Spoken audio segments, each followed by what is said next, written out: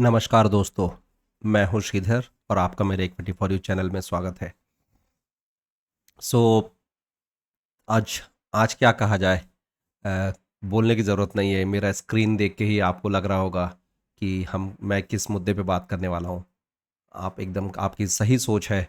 Market आज बहुत ज़्यादा गिरा, बहुत मतलब बहुत। सेंसेक्स 800 पॉइंट के ऊपर गिरा और निफ्टी 1% से ज़्यादा, शायद 1.14% पे नीचे हो गया, लुढ़क गया। अब भाई, इसकी जो रीजंस हैं, राइट, मैंने कुछ एनालिसिस करी है इंटरनेट पे और उसके बेसिस पे मैं आपको कुछ की 4 पॉइंट 5 पॉइंट बताऊंगा जिसके कारण मार्केट का सेंटिमेंट, जो लोगों का सेंटिमेंट है, मार्केट को इस लेवल पे ले आया।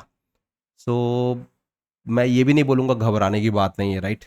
घबराने की बात है क्यों? At the end of the आपका मेहनत का पैसा है, और यदि ये डूब रहा है, सब लोग तो शॉर्ट सेलिंग में पैसा नहीं बनाते हैं, और सेंटिमेंट ऐसा है कि जो एक्सपर्ट भी रहता है वो भी हाथ पीछे खींच के रखता है ऐसे टाइम में। और एक बात तो मैं बोलूँ कि मतलब अच्छे से अच्छा लोग जो बोले कि यार मैं आज करोड़ रुपए कमा लिया हूँ, या ठीक है, लेकिन मैं लिख के देता हूँ ऐसे मार्केट के वॉलेटाइल में अच्छे से अच्छा एक्सपर्ट भी अपना हाथ पीछे खींच के रखता है, और वही समझदारी है। हीरो बनने की कोई ज़रूरत नहीं है। सो अब क्रैश तो हो गया मार्केट, लेकिन अब क्या करें हम, राइट? इन्वेस्टर्स क्या करें? जो लोग अपॉर्चुनिटी ढूंढते हैं, इसको मार्केट क्रैश को माइनस में लें, नेगेटिविटी में लें, पॉजिटिविटी में लें, ये सब आपके अपने ऊपर है। तो इसके लिए मैं आगे बढ़ते हैं वीडियो में, और ये मेरा एनालिसिस बस है, राइट। कोई रिकमेंडेशन नहीं, कुछ नहीं, खाली मेरे एनालिसिस मैं शेयर कर रहा हूँ आपके साथ।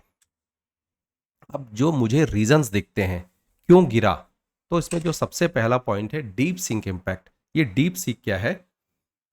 ये चाइना ने बनाया है ओपन सोर्स लैंग्वेज से अपना एआई मॉडल। आप सभी को मालूम है चैट जीपीटी। तो चैट जीपीटी जैसा मॉडल है, वैसी और उसको बनाने में अच्छा खासा पैसा खर्च हुआ। लेकिन चाइना ये दावा कर रहा है ये शायद 6 मिलियन में ही बन गया, ऐसा कुछ है शायद। और ये ओपन सोर्स लैंग्वेज में बनाया गया है, जो कि बहुत कड़ा टक्कर दे रहा है। और सॉरी। और जैसे डीप सीक जो है अमेरिका में, जो ऐसा ये शायद पहला एप्लीकेशन भी हो गया आज की डेट में कि बहुत ज़्यादा डाउनलोड हो रहे हैं। इसकी जो डाउनलोडिंग की जो रैंकिंग है बहुत ज़्यादा टॉप में हो रखी है। तो यदि तो चिप बेस्ड कंपनी यूरोप में जैसे एएसएमएल है, एएसएमएल के शेयर आज 10% से ज़्यादा गिर गए। एनवीडिया हो गए, यूएस माइक्रॉन हो गया, ऐसे शेयर्स हो गए जो चिप बेस्ड कंपनी को। भाई दुनिया पूरी जानती है कि यार फ्यूचर पूरा एआई है, और एआई पूरी किस में चलेगी? चिप बेस में चलेगी, राइट। सो एआई की जो एल्गोरिथम है, लैंग्वेज वाली मॉडल है, वो काम करेगी चिप पे। तो इनके जो एनवीडिया हो गए, माइक्रॉन हो गए, दूसरे चिप बेस्ड कंपनी एएसएमएल जैसी कंपनियों के शेयर जब लुढ़क गए, तो मार्केट पे बिकवाली का माहौल, सेंटिमेंट बहुत ज़्यादा बना। तो ये एक बहुत बड़ा रीज़न था आज डीप सिक इम्पैक्ट, है ना। जो दूसरा है टैरिफ टेंशन। ये टैरिफ टेंशन क्या है? हमारे ट्रंप भाई साहब और चाइना के राष्ट्रपति, इन दोनों के बीच में कुछ मिसअंडरस्टैंडिंग कह लो, या ट्रंप का अपना हड़काने का सिस्टम कह लो, जो भी था। अभी तो मैं न्यूज़ पढ़ा हूँ तो लगभग दोनों देश आपस में वापस दोस्ती यारी पे एक समझौते पे आ रहे हैं। लेकिन जो सुबह का माहौल था इंडिया में जब मार्केट ओपन कर था, उस समय ये था कि अमेरिका के 2 विमान थे जो कोलंबिया के जो अप्रवासी कोलंबी हैं, right, NRI, not sorry, NRI तो गलत बात है, नॉन रेजिडेंट अमेरिकन जो कोलंबियंस हैं, उनको लेके जो अमेरिका का 2 प्लेन जा रहा था, उसको अमेरिकी सॉरी कोलंबिया के राष्ट्रपति ने लैंड करने से मना कर दिया। तो इसके उसमें ट्रंप बाबा को गुस्सा आया और उन्होंने तुरंत टैरिफ में बढ़ा दूंगा, कोलंबिया से import duty, sorry export duty जो भी रहेगी या इंपोर्ट ड्यूटी रहेगी, राइट, उस पर 25% का टैरिफ लगा दूंगा करके उन्होंने तुरंत धमकी दी। तो ये एक था कि मार्केट का गिरने का रीज़न, राइट। तीसरा था, है और रहेगा शायद, सभी लोग जानते हैं यूनियन बजट आने वाला इस शनिवार को, और उसके लिए बहुत ज़्यादा लोग जो रहेंगे, जैसे टैक्सेशन का बहुत है, या जो फाइनेंशियल बूस्ट करना है सेक्टर, मतलब इंडिया को एक ग्लोबल लेवल पे खड़ा करने के लिए हो सकता है सरकार बहुत चीज़ों पे छूट दे, जैसा भी रहेगा, लोगों को अपना डर है। तो उसके कारण एक अच्छा तबका, इंजीनियरिंग सेक्टर हो गया, मेटल सेक्टर हो गया, स्टील सेक्टर हो गया, ये किस दिशा में जाएंगे इस पर कोई सर्टेनिटी नहीं है। तो एक अनसर्टेनिटी छुपी हुई है यूनियन बजट के कारण। लोग अपना मुनाफा जो कुछ भी कमाया होगा निकालना चाहते हैं, तो बिकवाली का माहौल बना। और आखिरी जो है, फॉरेन पोर्टफोलियो ने पूरे जनवरी मंथ में 64,156 64,156 करोड़ की अभी तक बिकवाली करी है। मतलब सेलिंग प्रेशर इतना ज़्यादा है एफपीआई के कारण, वो पूरा आउटफ्लो है। एफपीआई ने पूरा अपना पैसा इन्वेस्टर्स निकाल रहे हैं, तो ये बहुत बड़ा रीज़न है मार्केट के गिरने का। अब यार जो हो गया बोलते ना, रात गई बात गई यार। तो वैसे क्या, चलो मैं ये नहीं बोलता हूँ कि मार्केट कल स्टेबल हो जाएगा ये 6 महीने में।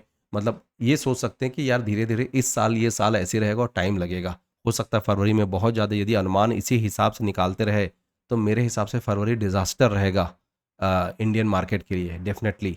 लेकिन हम इसको कैसे देखें लॉन्ग टर्म का इन्वेस्टमेंट, आप याद कीजिए इन, यदि आप लोगों को याद होगा, मेरे को याद है बचपन में इंदिरा विकास पत्र हो गए या ऐसे सरकार की जो योजनाएं थी, अपना पैसा डबल कीजिए, 5 से 8 साल लगता था, लोग पैसा डाल के छोड़ देते थे, राइट। और उसका पैसा डबल, उसमें क्या फ़र्क था, वो गारंटी देता था कि भाई मैं 1 लाख के आपको 2 लाख दूंगा या 50,000 का 1 लाख दूंगा, जो भी परसेंटेज, मुझे एग्जैक्टली याद नहीं था। जैसे इंदिरा किसान विकास पत्र ये सभी हुआ करते थे, पोस्ट ऑफिस ये वो, उसमें सेविंग्स हो गई। एफडी में आप देखो 6-7% आपको मिल ही जाता है। तो ये सभी हम ऐसे टाइम याद आते हैं जब मार्केट डाउन रहता है। जब मार्केट बुलिश चलता रहता है, हर कोई कमाता है 10 रुपये का 20 रुपये, 20 रुपये का 50 रुपये। स्विंग ट्रेडिंग में लोगों ने एक एक दिन में 1-1 लाख 2-2 लाख कमाए हैं, करेक्ट। तो वैसे जब बुलिश मार्केट में कोई ऐसी बातें नहीं सोचता है, लेकिन ऐसे टाइम में तो हम इन्वेस्टर्स क्या करें। तो ये एक अपॉर्चुनिटी, मेरे हिसाब से अपॉर्चुनिटी है।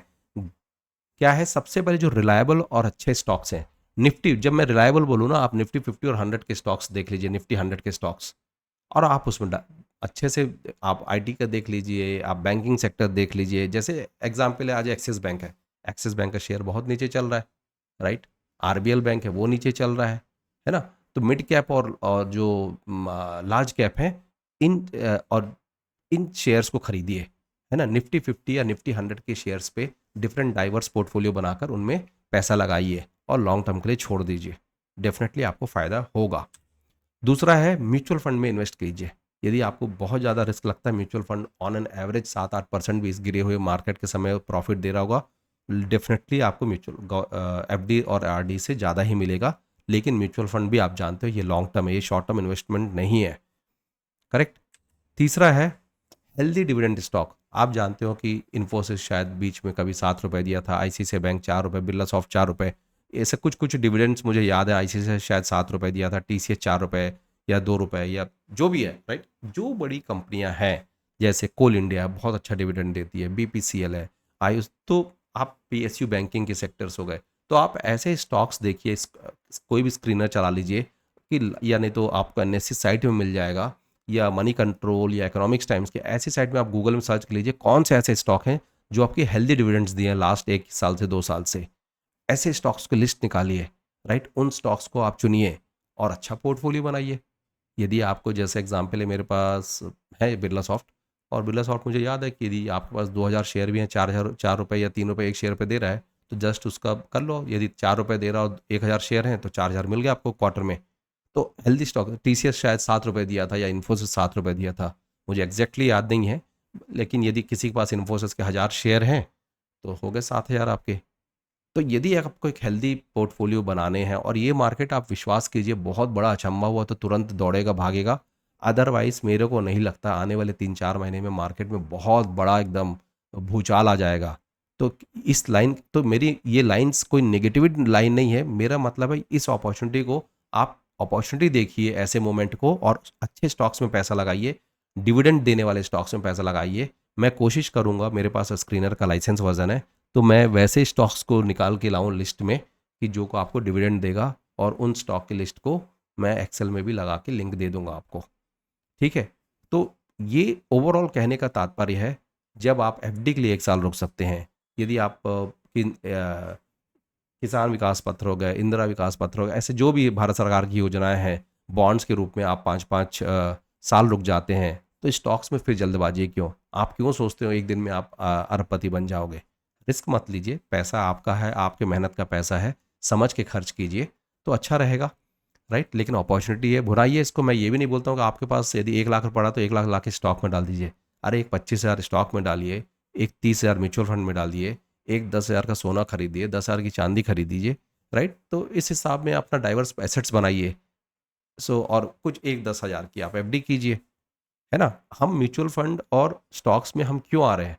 हमको मालूम है आज से 10-12 साल के बाद भी म्यूचुअल फंड की जो इन्फ्लेशन रेट के हिसाब से हिसाब किताब रहेगा, 10, 12 या 13% से ज़्यादा का नहीं रहेगा प्रॉफिट।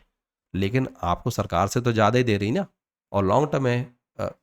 5 साल की इसमें एक एफडी रेट में ऐसा थोड़ी कि 5 साल आपका एफडी पड़ा है तो आपको बहुत ज़्यादा पैसा दे हर साल जोड़ देती है। तो सरकार तो अपने हिसाब से चलती है, लेकिन म्यूचुअल फंड वगैरह में आपको यदि 10-12% भी मिल रहा है एक अच्छे म्यूचुअल फंड्स में, तो कोई बुरी बुराई बात नहीं है आप, है ना? हेल्दी डिविडेंड स्टॉक्स बनाइए, डेफिनेटली आपको एक्यूमुलेट करने का बहुत अच्छा टाइम है। मार्केट गिरा ही रहे कुछ दिन तक तो आदमी अच्छे से एक्यूमुलेट कर लेगा। सामान्य आदमी के लिए तो बहुत अच्छी, जो मध्यम वर्गीय परिवार है, जो 10,000 15,000 के, एक कभी सोचता था यार मैं इन्फोसिस के 10 शेयर खरीद लूँ, लेकिन 1900 को शेयर मैं कहाँ खरीद पाऊंगा, है ना? बीडीएल में है, BDL Bharat dynamics limited defence का बहुत मजबूत स्टॉक है। तो 1800 1900 अपने हाई टाइम में गया था, आज मेरे ख्याल से 11,500 में आ गया वो। मेरे को एग्जैक्ट रेट नहीं मालूम, आप देखिए। यदि 1200 का यदि 1800 या 1900 का शेयर आपको 800 रुपये 700 रुपये नीचे मिल रहे हैं, तो क्या बुरा है? पक्का है वो 1500 अपने हाई को तो टच करेगा ना आज से 1 2 साल 3 साल बाद। मतलब 1800 का शेयर 1200 में मिल रहा है, अरे 1600 में भी गया तो 400 रुपये तो आप पर शेयर कमा लिए। तो मैं तो ये बोलता हूँ यार, अपॉर्चुनिटी देखो, ठीक है? दुनिया बोल रही ठीक है बिटकॉइन और ये कॉइन सब है, बहुत बेगजब पैसा देता है। तो जो लोग एक सामान्य मतलब जो लोग स्टॉक मार्केट में अभी नए हैं, जो लोग इन्वेस्टमेंट करना चालू किए हैं, अरे बहुत एक्सपर्टीज है तो यार बिटकॉइन, नहीं तो कहना नहीं चाहिए किस प्लेटफॉर्म में खरीदे बिटकॉइन, ये भी नहीं मालूम रहता है। तो मैं बिटकॉइन के खिलाफ नहीं हूँ, डेफिनेटली उसमें प्रॉफिट ज़्यादा है, बहुत ज़्यादा। हालांकि एक बिटकॉइन की जो कॉस्ट यदि आज के रेट में खरीदोगे तो मेरे को पता नहीं किसी अच्छे कंपनी के कितने हज़ारों शेयर आ जाएंगे। तो आप ये देखिए कि जो डिजिटल कॉइन्स है, बिटकॉइन्स तो एक कंपनी का नाम हो गया, डिजिटल कॉइन्स पे लोग थोड़ा पढ़ाई लिखाई करके इन्वेस्टमेंट कर रहे हैं, और आपको समझ में आता आप भी कीजिए। बट डेफिनेटली म्यूचुअल फंड और स्टॉक्स में, अच्छे स्टॉक्स में, मजबूत स्टॉक्स में पैसा लगाइए, डेफिनेटली आपका फ़ायदा होगा। मिनिमम एक 5 साल दीजिए मार्केट को, कोई जल्दबाजी नहीं है। पैसा आप मार्केट में वो लगाइए जो आपके पास अतिरिक्त पैसा है, अपने इमरजेंसी फंड का पैसा मत लगाएं। दूसरी बात है, मेरी विशेष सलाह है, कोई उधारी कोई लोन करके, ऐसा नहीं कि मार्केट डाउन है तो आप पर्सनल लोन 5 लाख रुपए का ले लिया और स्टॉक लगा दीजिए, नहीं ऐसा मत कीजिए, है ना? जो पैसा आपके पास अतिरिक्त पड़ा है उसी पैसे को लगाइए, डेफिनेटली आपको फ़ायदा होगा। और इसी के साथ मैं अपनी बात ख़त्म करता हूँ, और उम्मीद करता हूँ आपको मेरा ये वीडियो पसंद आया होगा। यदि आपको मेरा वीडियो पसंद आया है तो कृपया लाइक कीजिए, शेयर कीजिए, सब्सक्राइब कीजिए, ताकि मेरे आने वाले इसी प्रकार की कुछ अच्छी वीडियोस को आपको सबसे पहले अपडेट आ जाए। धन्यवाद।